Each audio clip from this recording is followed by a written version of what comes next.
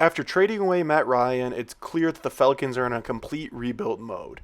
Heading into the draft this year, a lot of people projected them to possibly take a quarterback in the first round, and lucky enough, they were able to snag one all the way down into the third round in Desmond Ridder. Today I want to jump into Desmond Ridder's film, see what he does well, see what he needs to improve on, really analyze could he be the next franchise quarterback for the Atlanta Falcons. So without further ado, let's dive into the film. Jumping into this first play, I really want to highlight one of his strengths, and it's his footwork in the quick game and RPO game. So pre-snap here, we got a split inside zone look by the offense, so Ridder will have the option to hand the ball off or pull it and throw this 5-step glance here at the bottom of the screen. At the snap of the ball, we're going to see the safety. He gets pulled down into the box, biting on the run action here. So Ridder reads this quickly, gets his feet reset, and he's able to sling a shot right into this vacated space where the safety left. I'll have the play roll from the top one more time, but just keep an eye on Ridder's footwork here. Look how he gets out of this mesh point, gets his feet reset, get his shoulders aligned with his hips here to sling a shot into the window here. I'll flip the angle to the tight shot here just to get a better look at his footwork and where his shoulders align at. But keeping those hips, feet, and shoulders all in a line together is going to allow him to be quick and accurate in the quick game and in the RPO game, which will be crucial in his early development. We see Ridder is technically sound in the RPO and quick game. Now I want to flip gears and look at his ability to read defenses and understand the coverage he's getting. So we got a cover 3 look by the defense here, and offensively I really just want to focus on the boundary side here, that hitch seam route here at the top of the screen. At the snap of the ball, we're going to see Ridder diagnose this really quick. He sees that safety fly out to the flats to cover the hitch, and he immediately diagnoses he's got cover 3 here, knowing that the seam is open with that middle field safety rotating down to the field side towards the bottom of the screen.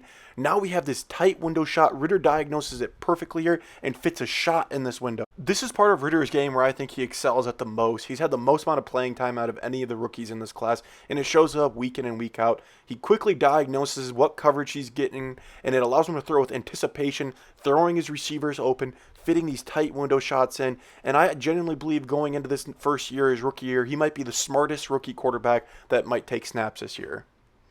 So we've seen Ridder diagnose coverages, we've seen him in the quick game. Now let's see how he can take the top off of defenses here. So pre-snap here, we got a cover 1 look by Notre Dame. They're sending a little bit of pressure here on the boundary side. And offensively, I really just want to focus on these 2 go routes at the bottom of the screen here.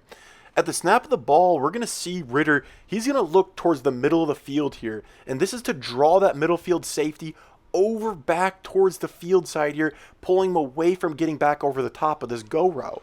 Now that the safety has his hips opened up and running towards the middle of the field, it allows Ridder to snap his eyes back and drop an absolute dime over top of the defense for his receiver that torched the press man coverage here.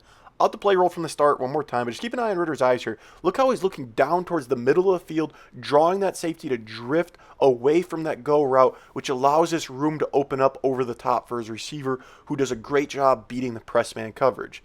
Once again, I'm going to flip to the tight shot here. Just keep an eye. You see how he's focusing his eyes towards the middle of the field? Now watch the middle field safety. Look how he starts to drift just about a yard or 2 over towards the middle of the field. Creates just enough room for a big hole shot. So we've seen a lot to like from Ridder so far. He's got a really nice deep ball, being able to manipulate the safeties to create space over the top. He diagnoses coverages quickly. He's good in the quick game. Now let's see how he handles pressure. So pre-snap here, we got a cover 6 look by the defense, and the offense is just running all go here. At the snap of the ball, I really want to focus on the slot receiver towards the field, or the slot at the bottom of the screen here. He's going to give a really good double move on his go route to make the safety bite down. We see once he stutter steps there with that double move, that safety's going to come flat-footed, prepared to drive, maybe expecting a curl here. But all this is going to do is allow this receiver to slip back over the top. And now we see circled in red here, Ridder sees it. Ridder's got pressure in his face, but he sees that safety sitting flat-footed, and he's going to stand tall in the pocket here, slinging a shot out over the top of the defense, scoring a big-time touchdown for his offense. I'll have to play roll from the top, but just keep an eye on here. Look at this pressure that's coming directly into Ridder's face. It's not phasing him. He's standing tall in the pocket. He's trusting his receiver here. He reads that safety flat-footed. He's throwing with anticipation, throwing that receiver open, and it's just really good work. As we flip to the tight shot, just look at this pressure that's coming straight down in his face, but Ridder stands tall, making that shot, getting a big-time touchdown for his offense. There's no secret about it. There's a lot to like about Desmond Ridder as a passer, but let's flip gears here and let's see what he brings to the table as a dynamic athlete and as a runner with the football. So pre-snap, we see the Cincinnati offense. They're running duo read option. So if this defender that's circled in white crashes on the ball carrier, Ridder has the option to pull it and get out on the corner into the alley. And at the snap of the ball, we're going to see number 18 here, the defender, crash hard down the line of scrimmage, trying to take away that running back. As soon as Ridder sees that, he pulls the football, and now he's got nobody in sight. And now we get to see the track speed by Ridder, getting down to open field, torching the defense for a big 40-yard rushing touchdown. I'll let the play roll from the top one more time, but just keep an eye on here Ridder's athleticism, the ability that he brings as a runner. You can run those read options, you can get him out of the pocket, and he can threaten the defense with his legs. Now we've seen a lot to like from Ridder, and now it begs the question, why wasn't he a first-round pick? How did he slip all the way to the third round? Well, that's what we're going to see on this next play here. We see the offense, they're going to be running a play-action pass here. It's to open up a deep shot. It's going to be this deep over and a post route. And at the snap of the ball, we're going to see the post route does a really good job clearing up this deep middle third corner here circled in red. And we also see, because of the play action, this flat defender bites up. It is not able to gain enough depth, which allows this over route that's circled in black to come wide open to this hole shot. But we see Ridder just sails the ball a little bit high. I'll let the play roll from the top one more time. We're going to see the pocket's completely clean for Ridder. He has no pressure, is able to set his feet. He just sails the pass a little high, and this is where the big concerns come around with Ridder's game. He's slinging some great hole shots, reads safeties extremely well, and looks like a first-round pick. And then out of nowhere, these spotty accuracy issues start to turn their ugly head. Right here, sailing this shot a little high. It's a big 30, 40-yard gain. He just costs his offense from spotty accuracy. This shows up consistently on film, and there's no doubt about it. It scared teams away from taking him in the first and second round, and that's why he fell to the third round. The worst part about it is the inaccuracy issues don't just lie in the medium to deep passing game. It also begins to rear its ugly head in the short and quick game. There's times that Ridder will just blatantly miss an easy, wide open hitch route. He'll also miss speed outs. He'll sail a slant a little too high. And this, when it starts to rear its ugly head on all three levels, it's a major concern for an offense. But at the end of the day, the Falcons didn't take Ridder in the top 5 to be this day one starter franchise quarterback. They took a swing on him with their third round pick.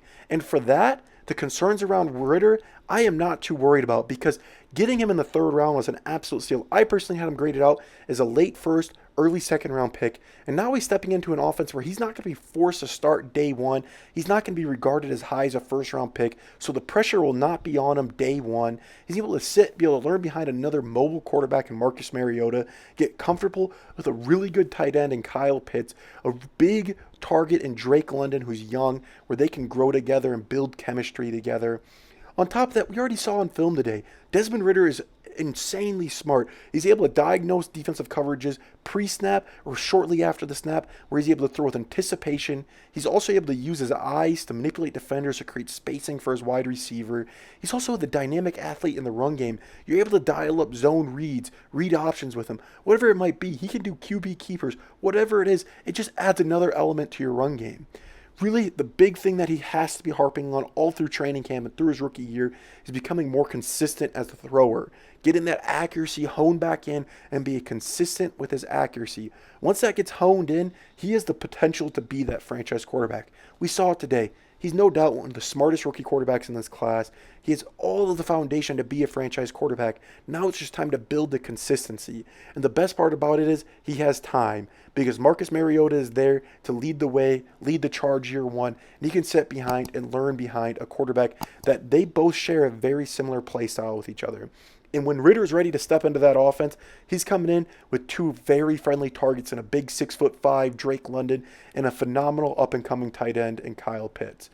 Add on top of that, a phenomenal coaching staff in Arthur Smith, who's been historically known to have a very quarterback-friendly offense, as we saw what he did with the Titans and Ryan Tannehill.